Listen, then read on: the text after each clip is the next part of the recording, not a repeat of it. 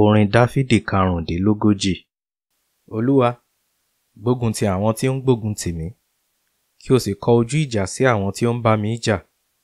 Di asà àti àpáta mú, kí o sì dìde fún ìrànlọ́wọ́ mi. Fa idà àti ọ̀kọ̀ yọ, kí o sì dojúkọ àwọn tí ń lé mi. Sọ fún ọkàn mi pé, èmi ni ìgbàlà rẹ. Kí wọn kí ó dààmú, kí a sì ti àwọn tí ń lépa ọkàn mi lójú, kí a sì mú wọn padà, kí a sì dààmú àwọn tí ń gbèrò ìpalára mi. Jẹ́ kí wọ́n dàbí ìyàngbò níwájú afẹ́fẹ́, kí áńgẹ́lì Olúwa kí ó máa lé wọn kiri.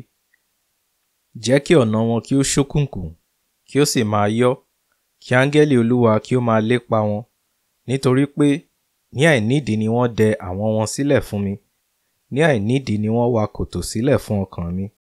Kí ìparun kí ó wá sí orí rẹ̀ ní òjijì, àwọn rẹ̀ tí ó dẹ kí ó mú òun tìkára rẹ̀, kí wọ́n ṣubú sínú kòtò sí ìparun ara rẹ̀.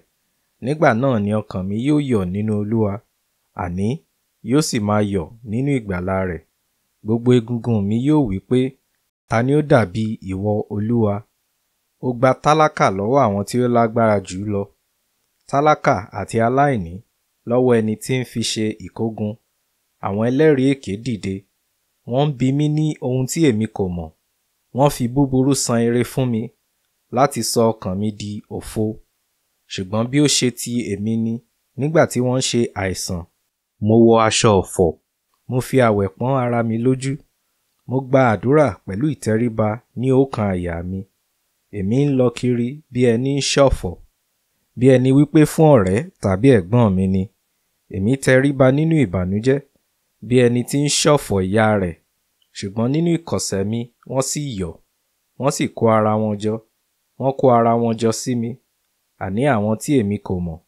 Wọ́n fà mí ya, wọn kò sì dákẹ́. Bí àwọn àgàbàgebè tí ń ṣe ẹlẹ́yà ní àpèjẹ, wọ́n pa eyín wọn keke sí mi.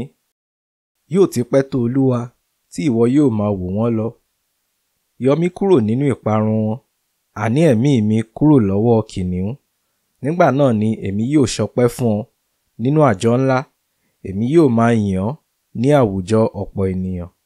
Má ṣe jẹ́ kí àwọn ọ̀tá mi kí ó yọ̀ lórí mi, bẹ́ẹ̀ ni kí o má ṣe jẹ́ kí àwọn tí ó kórìíra mi ní àìnídìí máa ṣẹ́jú sí mi. Nítorí pé wọn kò sọ ọ̀rọ̀ àlàáfíà, ṣùgbọ́n wọ́n lóyún ọ̀rọ̀ ẹ̀tàn sí àwọn ènìyàn dídákẹ́ ilẹ̀ náà. Wọ́n ya ẹnu wọn gbòòrò sí mi, wọ́n wí pé, ojú wa sì ti rí i. Ìwọ ti rí i, Olúwa, má ṣe dákẹ́. Olúwa, má ṣe jìnnà sí mi. Dìde, ru ara rẹ sókè fún ààbò mi, àti sí ọ̀ràn mi, Ọlọ́run mi àti Olúwa mi. Ṣe ìdájọ́ mi, Olúwa Ọlọ́run mi, gẹ́gẹ́ bí òdodo rẹ, kí o má sì ṣe jẹ́ kí wọn kí ó yọ̀ lórí mi.